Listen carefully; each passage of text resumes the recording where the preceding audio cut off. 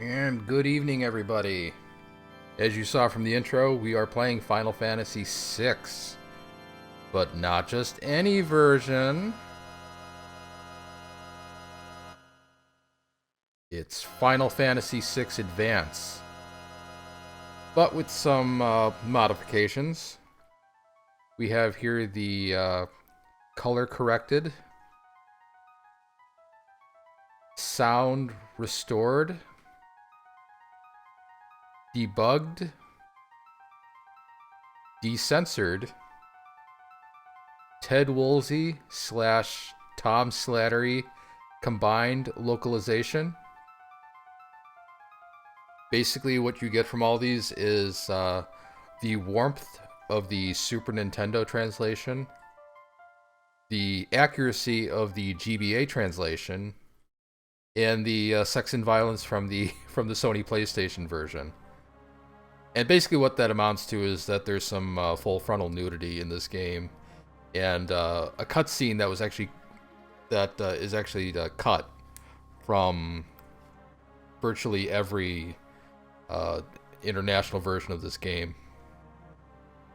And I think one of the summons has her ass showing. So you get all the fun in this version of the game. The look and sound of this game, even though it is the GBA version, it's been restored to its original Super Nintendo glory. As with many GBA games, the color tends to be a bit brighter to account for the darkness of the GBA screen. That is not necessary when you're playing an emulation, so it's been reverted back to the way it's supposed to look. And this is a really, really nice version of the game. Has none of the ugliness of the iOS port. We don't need any of that. There's nothing in the iOS port worth porting here.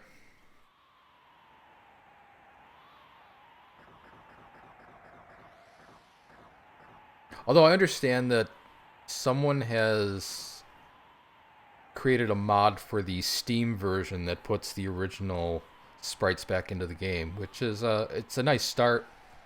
Certainly mitigates the worst aspect of the HD version. But I like my sprites chunky.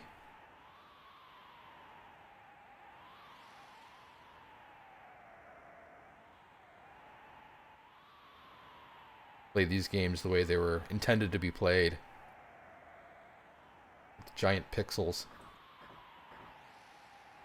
And it's even stretched a little to look more like the Super Nintendo version. Look at this. Kind of makes your skin crawl, don't it?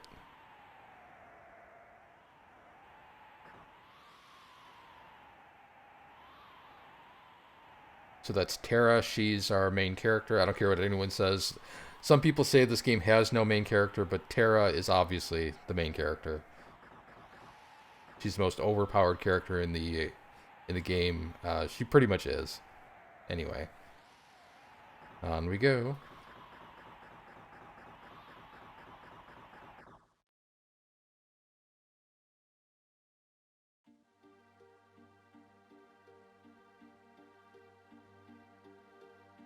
Alright. And one thing I always notice about this screen is that because all three sprites are the same size, but they're in different positions on the Mode 7 ground. The one out in front looks like it's the biggest, and the one in back looks like it's about 3 feet tall. It also looks like it's hauling ass, whereas the one that's way up front looks like it's walking at a normal pace. It's an optical illusion that I can't help noticing every single time I see this screen.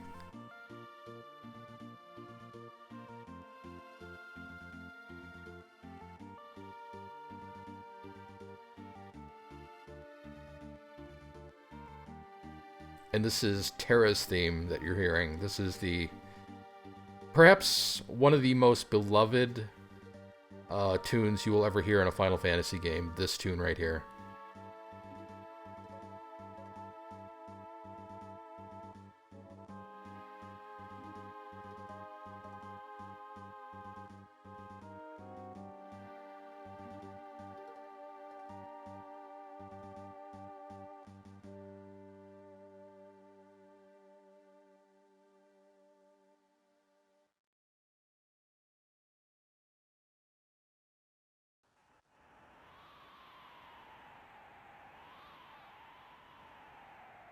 Girl takes point.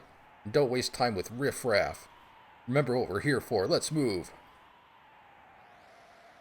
No, we're gonna mess around with the townspeople. We're here to murder. Look at this. We don't even have to kill this dog. This dog is missable, but we're gonna waste our time to kill it. Now, this is weird because I didn't put Terra there. Normally Terra is at the top of the screen. And there must be something with this combination of ROM hacks. Ooh, what was that? Ooh, So I have about 14 different ROM patches on this thing. And the program that I used to examine them all said that none of them conflict. But as we all know, programming being what it is, you can't really account for everything. And it seems that there might be some glitches. That's unfortunate. One of them being that that lineup is not normally how it goes. Normally, Terra is at the top of the screen. In fact, I'm going to do that right now. So, we'll put Wedge down here. Move her up here, where she belongs. And as long as we're here, we'll go to configuration. We'll speed everything up. We'll leave the... yeah, we'll leave that on. Auto dash we don't need. Because we have a run button, but I would prefer to just leave it as is. Oh, the language option. Normally you would not have this, but this is a very special version of the game. This is the European version. Okay. I want to change the window. Now there's a number of really cool window designs. There's this, which I really like. There's this wood pattern. Whatever the hell this is. That's really neat. That's kind of eh. And no. I like this one. The cold metal look. Always like that one. So ironically, many of the patches that I applied to this are bug fix patches. Which is kind of funny, because we saw a bug just a moment ago.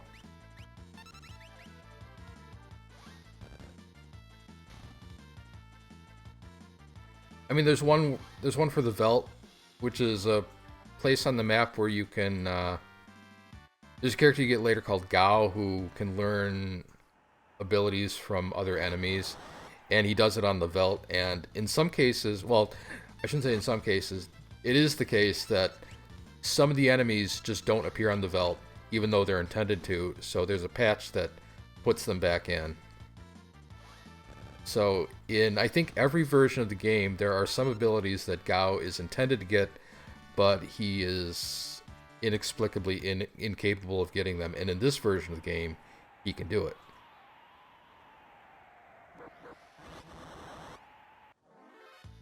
I haven't bothered to heal anybody yet. I should probably do that.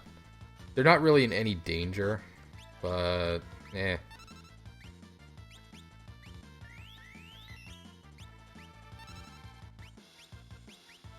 It's free healing. And then we'll murder these people. They look like Tusken Raiders.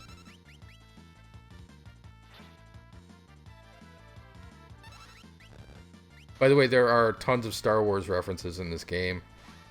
You're part of a rebellion. There's an evil empire. There's a dashing rogue who is not unlike a certain pilot. You get a character who I guess is sort of like a Wookiee, although he's actually it's actually a Yeti. And we don't get him until much later.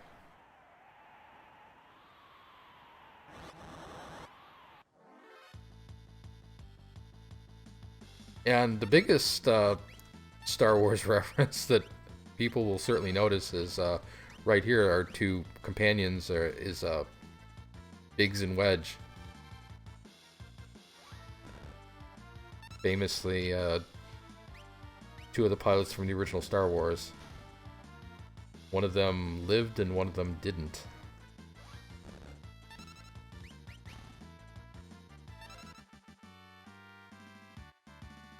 Biggs was Luke's buddy in the original Star Wars, who died at the Battle of or no, not the Battle of what was that? Yavin. Yeah, it was Yavin base. And of course, Wedge lived on to be the star of the X-Wing books, which are now non-canon. Although I'm sure they're still writing Rogue Squadron books.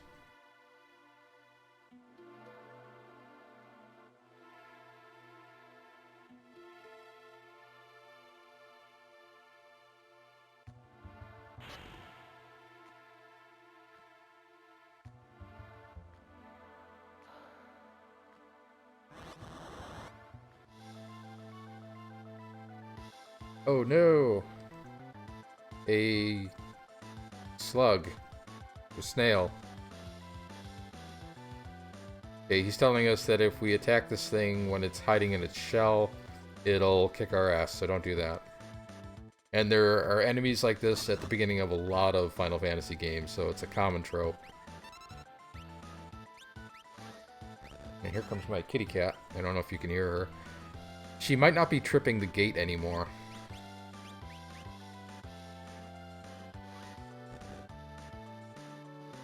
I have a loudmouth cat who, very chatty.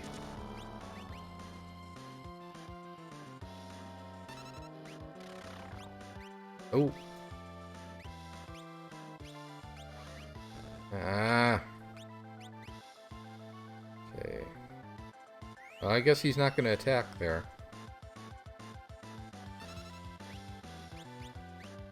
So I'll take this chance to heal. I'm not sure what that's about. Usually if you do a command to attack and he hides in his shell before you attack, he'll attack back. I hope that's not a bug that I've introduced with this ROM hack. 14 hacks in all.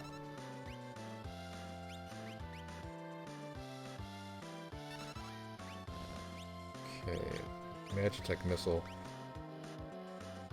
Most of these attacks do about the same amount of damage. They don't really matter which ones you use.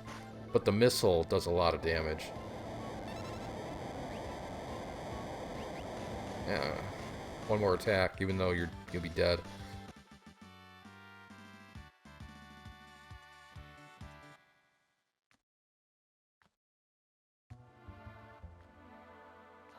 Okay. Oh, god damn it. I was almost there.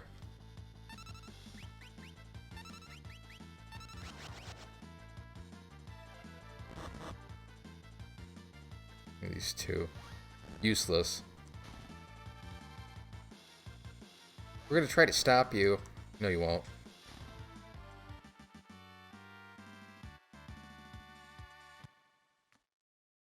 Okay. This is an Esper, which is this game's version of summon creatures. I believe this is Quetzalcoatl, if I'm saying that correctly. And we don't get this summon here, but we get it later in the game.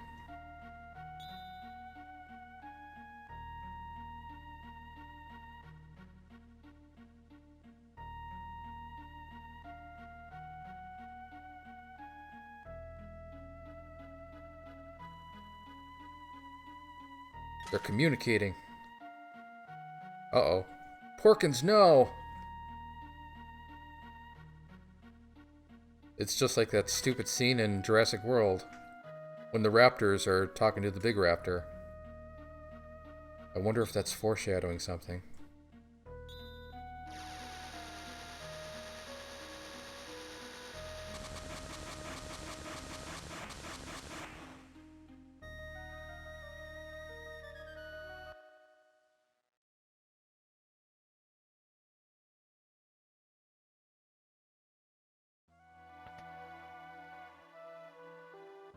This guy.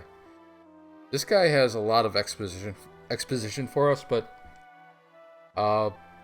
he doesn't appear in the game after this.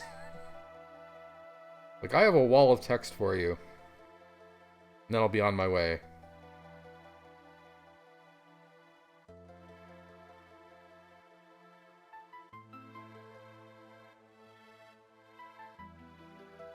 Amnesia. That's never happened in a JRPG before.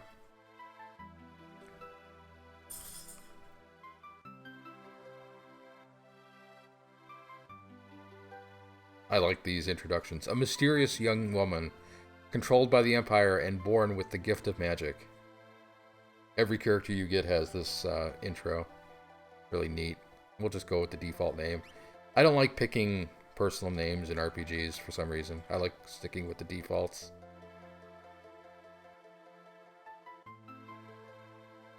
Which I'm sure some people will tell me that I'm not very fun for doing that. Impressive. I've never heard anyone recovering so fast. You must be made of tougher stuff. You must be made of sterner stuff.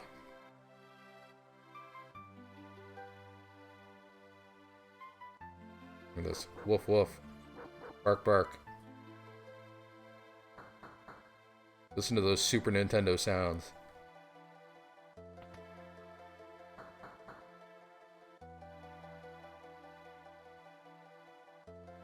Cheese it, it's the fuzz.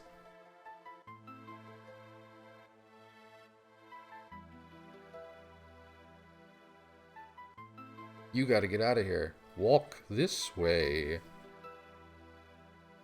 Yeah, they do look like mummies, Robbie. Okay. Now, this being a JRPG, I have to be a klepto, so let's make sure we grab everything in the house. I think that's the only item.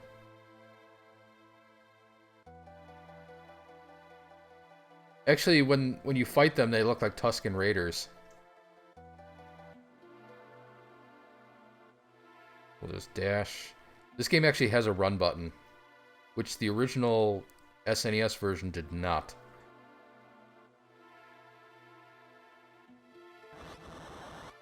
And there is an item that helps you run. I think they're called the speed shoes. And if you get those, then it makes you run at double speed. Which is a nice little touch, I guess.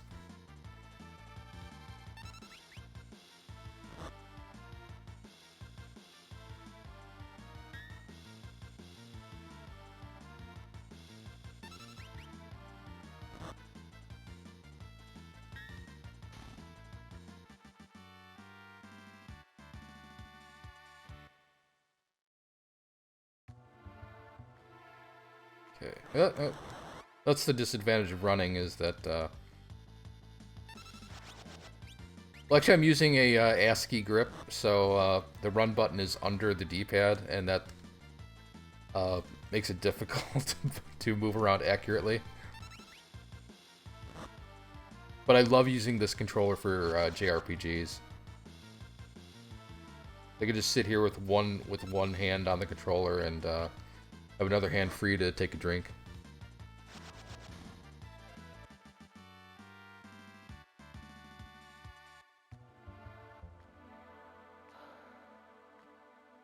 We'll just go ahead and save.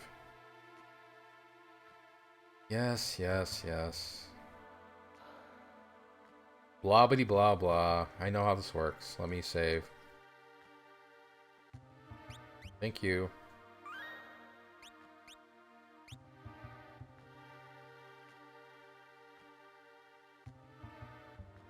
I think there's a chest up here.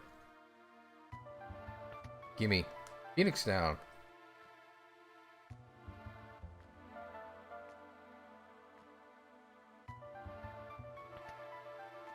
And a sleeping bag. Now, what's funny is that later, she falls out of commission, but you take control of Locke, and he has those items for some reason.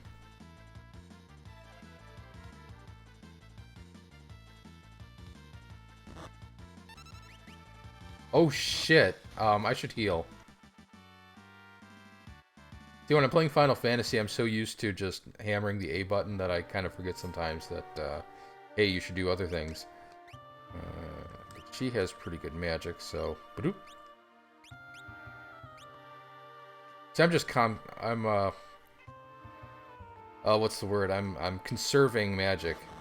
My MP.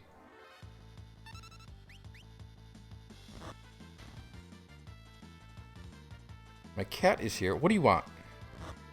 Come on, sit on your chair. I think she wants to sit in my lap.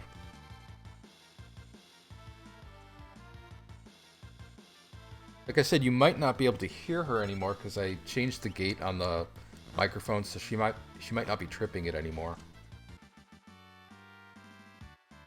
I should do something about that. People like my cat.